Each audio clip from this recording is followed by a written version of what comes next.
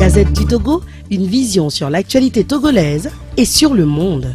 Le retard qui est dû aux besoins du moment. Quand vous êtes sur plusieurs fois, c'est comme ça que c'est passé. Je crois que l'essentiel est dit. Sauf que notre ami a posé une question de savoir à quel niveau de notre législation c'est de frapper quelqu'un. Personne n'a le droit de frapper personne. Même le ministère n'a pas le droit de lui imposer des services corporels. C'est-à-dire que, aussi fautif que soit la personne, rien ne suffit qu'on lui règle des comptes à travers des violences volontaires des services corporels. Ça n'existe pas. Et puis, quand on dit que les militaires ne sont pas suffisamment formés pour ne sont pas suffisamment instruits, c'est là, moi je ne suis pas d'accord avec lui. Parce qu'en réalité, ils savent, tous ceux qui sont, tous les agents de défense et de sécurité qui sont déployés pour assurer le couvre-feu, ils savent qu'on ne doit pas violenter, qu'on doit violenter les choses. Ça, ils le savent. Ceux qui le font, c'est peut-être par zèle, ou par arrogance, ou, je ne sais pas, peut-être que même ils ont des antécédents mentaux, physiques, parce qu'il y a des gens qui sont nerveux parce que les autres dorment, et ils sont dans la nuit. Parce que souvent, quand ils apprennent les gens, ils disent, mais c'est à cause de vous que nous sommes dans la nuit, et vous sortez encore. Est-ce que c'est à cause de quelqu'un qui sont dans la nuit? Ce n'est pas à cause de coronavirus. C'est quelqu'un qui a amené le coronavirus ici. Donc vous savez, donc c'est de ça qu'il s'agit. Donc je crois que des informations qui sont parvenues, c'est à cause de ces bavures-là qu'on a changé les dirigeants ou ceux qui sont à la tête de la force Covid-19. Maintenant, si ça continue, parce que nous avons eu une information, moi j'ai eu une information tout à l'heure qu'il y a une victime également de Covid, je crois que c'est bien avant-hier. Mais c'est sous la nouvelle direction quand même. Et si ça continue, ça veut dire qu'on finira par changer encore. Et finalement, on se demandera à quoi ça va aboutir. Parce que instituer le couvre-feu, nous ne pose pas de problème. Maintenant, c'est la mise en exécution. Mais s'il y a des gens qui vont tuer, ou qui vont torturer ou maltraiter les gens, je crois qu'il vaut mieux qu'on laisse Covid-19 faire son bonhomme de chemin que de tuer à la place de Covid-19. Donc, je crois que c'est juste ce que je voulais maintenant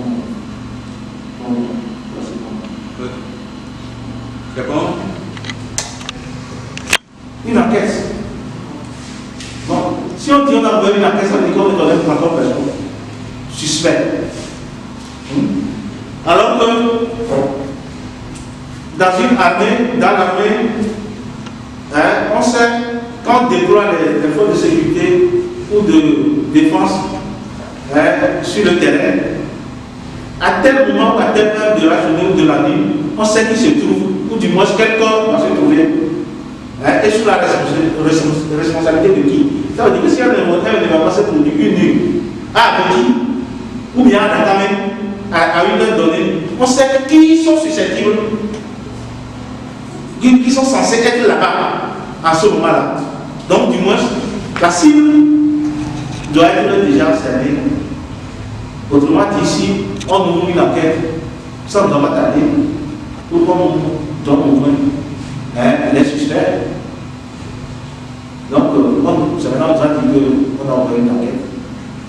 Bon, on sait au Togo comment les enquêtes commencent, comment ça se termine. Maintenant, peut-être que cette fois-ci, on va s'attendre à des surprises agréables. Donc, voilà.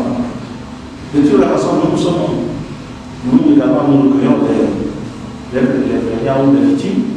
Donc, nous avons quand même des sous avec. Ok, merci. Pour ajouter quelque chose, parce que Le président vient de dire. En fait, ce qui se passe, et ce n'est pas une façon pour moi de dédouaner les militaires, non. C'est que il y a une réalité que moi j'ai connue. C'est pourquoi, c'est en connaissance de cause que moi j'ai dit, et j'affirme que c'est une volonté politique. Quand on prend l'exemple des témoignages d'Adabame, vous comprenez, c'est à base de véhicule. On peut comprendre, je n'explique pas la dimension du zèle des militaires, comme l'a dit le président. Je ne l'explique pas du tout. Mais à côté, il y a des faits. Quand on laisse par exemple les militaires qui croisent, ils sont un ou deux sur leur chemin, ils peuvent, par l'effet du zèle, causer des dégâts. Mais là, c'est un engin roulant, un véhicule. Selon les témoignages, le véhicule est bien arrivé. Le témoin a entendu le bruit du véhicule qui a stationné. Et c'est aussitôt après que les cris ont commencé. Pour dire quoi? Pour dire que ce n'est pas n'importe qui, c'est pas n'importe qui qu'on dote d'un véhicule de commandement dans l'armée. Primo, il y a un chauffeur. S'il y a un chauffeur, il y a un chef de bord. Le commandant, c'est lui qui doit donner les ordres. Oui, le sous-préfet disait non. Oui, je n'ai pas expliqué cette possibilité, mais selon les ordres que lui, il reçoit, c'est dans cet ordre qu'il réagit. Et donc, je n'exclus pas du tout l'effet du zèle, non. Mais ce qu'il faut comprendre, pourquoi cette protection si c'est l'effet du zèle? Pourquoi on ne veut pas soumettre les auteurs si c'est l'effet du zèle pour condamner cela? C'est clair. Ça voudra dire que quelque part, il y a des instructions qui sont données d'une manière ou d'une autre aux responsables. Est-ce que vous voyez? Vous comprenez que le chef va sortir du véhicule. Je me dis même peut-être qu'il n'est même pas sorti du véhicule. Les éléments vont être restés derrière, ils vont débarquer. Est-ce que vous voyez? Maintenant, lui va rester. Quand on va prendre les éléments, eux ils vont se taire. Quand on va prendre le chef même, les éléments vont dénoncer le chef. Quand on va prendre le chef lui-même, lui va se taire, il va dire les consignes qu'il a reçues. C'est de cela qu'il s'agit. Au-delà, quand on prend l'aspect même du maintien d'ordre, les grenades lacrymogènes qu'on lance, les armes avec lesquelles on lance ces grenades, ce n'est pas n'importe qui. En matière de maintien d'ordre, ce n'est pas n'importe qui qu'on donne cela. Moi, quand j'ai été formé en matière de maintien d'ordre, comment on m'a formé? C'est pas ça. Aujourd'hui, on donne les armes à n'importe qui et qui tire à bout portant avec ce qui s'est passé à Adabame. Non. L'arme du maintien d'ordre, ça c'est en l'air. Et la grenade descend pour disperser, avec la fumée maintenant pour disperser. Toutefois, il y a des possibilités. Lorsque la manifestation est violente,